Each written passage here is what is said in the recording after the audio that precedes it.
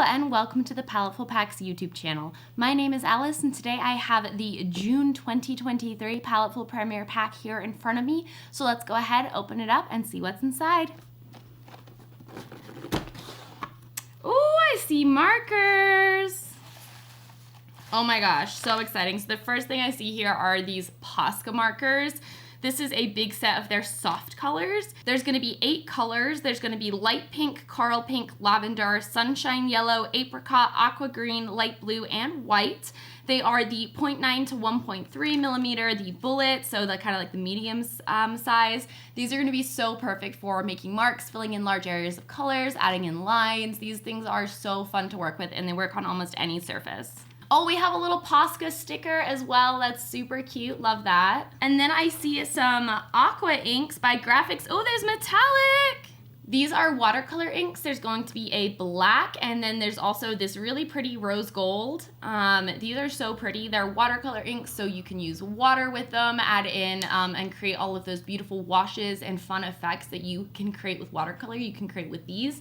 So these are going to be really fun to create a really pretty base layer to then use those Poscas on top of. I'm seeing a brush in here for us to work with. This is a Robert Simmons, a round size 5. Please ignore all the paint on my hands. I've been painting all morning, but this is gonna be perfect for both blending out those watercolor inks as well as the Posca pens themselves. Then we have 2 surfaces down here. The first is going to be this little square canvas board, super cute. I love a good square. The second is also square. It's going to be this black drawing paper by Fabriano. It's 20 by 20 centimeters, 300 GSM, and you're going to get 20 sheets of it. So this is going to be so gorgeous with those Posca pens and that metallic as well. Okay, so this is everything we're going to get in the June 2023 Premier Paletteful Pack. We're going to get the set of 8 soft color Posca markers, the Posca sticker, the Robert Simmons brush, 2 Graphics Aqua ink watercolors, the square canvas, and then the black paper.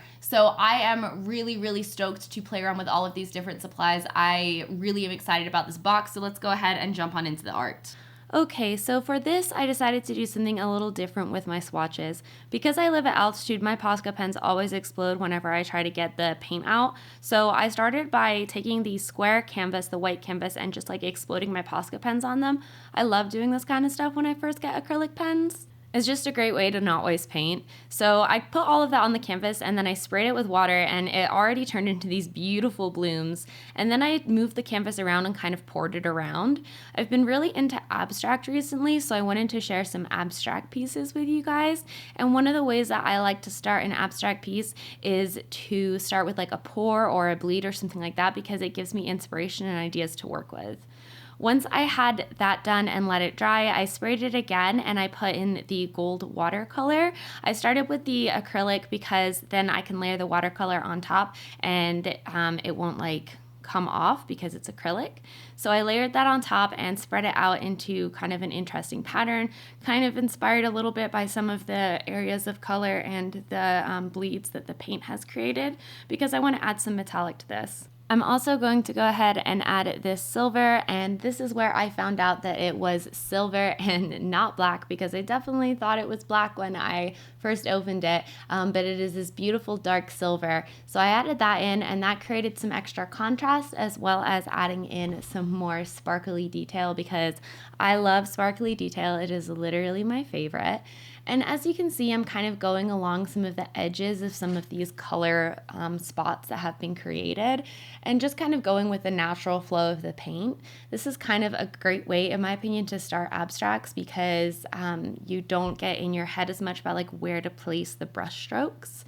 Then once it dried, I went in with the Posca markers and I started outlining and adding little line detail into the piece. And I like to put a line in and then a lot of times I'll smudge it back out with my finger. Creates this really pretty soft effect that helps everything blend nicely. And then you can kind of have some be more soft and some be less blended. So you create contrast. One thing I've been learning about in abstract artwork is it's all about contrast, whether that's color contrast, value contrast, or even contrast within shapes, so like big shapes and small shapes, or with the lines, soft lines versus hard lines. Just try to think of different ways to create contrast in your piece. Another way to check the contrast in your piece is to take a photo in black and white, and that can kind of show you the values. This piece is pretty pastel just because that's the colors that we had, but I think it came out really pretty. Also, be creative with your mark making. Here I'm using the lid of the Poscas, and I'm just going around the lid with the edge of the Posca to create these little circles. I'm also creating these long lines with the yellow and kind of smudging them out to add in a little bit more visual interest. And I also recommend constantly turning your picture, so don't work at it from one angle. And when you find yourself liking the angle that you're working at, turn it around and work from a different angle. Those are some of the tips that I've learned in the last few weeks of working with abstraction, and I find it really freeing and fun, and I think this is a pretty easy way to start because you basically just trace the edges of these like blobs. Another thing that I did was I put some of the Posca marker in like a plastic container, just some old wrapping, and then I used a piece of paper towel and balled it up and kind of dabbed it in there, and then dabbed and smudged and scrubbed that onto the painting, and it gives some really interesting texture. So Poscas are so versatile because you can use them in this kind of very linear, very neat way, but you can also smudge them out with your finger. You can use a brush with them. You can also put them in a palette and use paper towel or use sponges.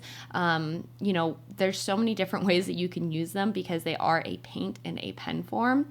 So I really encourage you to get creative with your mark making and creative with the different ways that you can use these Poscas. I did this entire piece pretty much with Poscas minus those two watercolor spots. So I think it really goes to show how much you can do with just these one supply. I added in some final little details. I added in some speckles of that yellow and some little white kind of markings, and I think it's looking pretty good at this point. I wanted to add in a little bit more purple in this area because I wasn't liking how gray it looked, and then it was pretty much done. I think this came out really cute. I like it a lot, and I hope that it encourages you to make some abstract. There's a lot of different techniques that you can use, and it's just a really fun way to get used to your supplies. So even if you're not normally an abstract artist, I encourage doing something like this just to get used to these supplies, especially because you are getting so many new supplies in each box, so you may be trying supplies that you've never tried before. So for the second piece, we're also going to do an abstract piece, but this one's going to be a little simpler and more controlled with the colors. I start by getting the entire painting wet, and then I just drip the gold watercolor in there, and it creates these beautiful little splotches. And then I'm going to press this coral Posca into the wet paint, and you can see how much it just like explodes and bleeds. You can also draw in the wet paint with the Poscas, and they'll create these like really pretty bled out lines that you can use. So I'm kind of tracing some of the edges of some of the blobs we got with that. Then I'm going to add in a little bit of that light pink just for one extra color. And I'm trying to keep this color scheme pretty simple. I'm going to go with that pretty rose gold, these corals, and then some pinks, just because I want everything to be very like cohesive. And I feel like the black background really gives a lot to this because these are pastel Poscas, so they really stand out. I'm using some paper towel to lift off some of that Posca to create some texture. I let it dry, and then I'm going to keep it really simple, and I'm going to go over some of these areas, creating thinner lines, defining the little edges of the blobs and the little runs and bleeds that we have in there. And I'm using that light pink again, and I'm primarily focusing the light pink on areas where it will show, like next to the coral or next to the darker colors. I'm not really bothering and going too much around the pink areas with this. I'm using it to create contrast and add a little bit more interest. And for this, I'm keeping the lines pretty sharp because they don't smudge as easily on the paper versus the canvas, just because they absorb pretty quickly into the paper. So just keep that in mind. If you do want to smudge things on the paper, you have to do it very, very quickly, and you want to use a decent bit of ink. But you can do it. It's just something to keep in mind. I'm going in now with the teal Posca because we talked about contrast earlier in the video, and I felt like we had a lot of good value contrast because of the black of the paper, but I really wanted a little bit of color contrast. So I added in this really pretty teal, just kind of, again, going around the edges, and I will kind of double edge things, trace things a little bit. So like if I already have the light pink line, I can kind of go on the inside of the light pink line and trace it just like halfway down. So try to vary the lengths of your strokes as well, like have some be really short and some be really long. Again, it's all about adding in that contrast. And I absolutely love how these colors look together. I think the blue looks so pretty with the coral. If you're struggling on color schemes, pull out a color wheel and have it next to you. You can kind of look at, compare different colors together, hold the Poscas up to get next to each other, and kind of plan out your color scheme a little bit before you go in. To add in a final little bit of detail, I went in with the white just to add in that tiny last little bit of brightness. And I'm just emphasizing some of the tips of these lines so that the lines almost look a little three-dimensional and have a little bit of shading of type quality to them. And that is pretty much all I did on this piece. I really loved how the bleeds came out, so I really wanted to let them shine and just emphasize them. So once I was done with that, it was time to take off the tape, and I was done with this piece.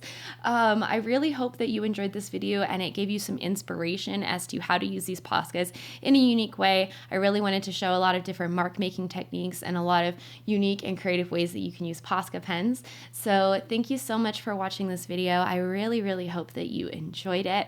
I hope that you love this pack that we got this month. I know that I did, and I'm so excited to see all of the beautiful things that you all create with the Posca markers that we got. If you'd like to get your own Paletteful pack, then there's a link in the description box below. Give it a click to join the Paletteful pack family, and I will see you in the next video. Bye!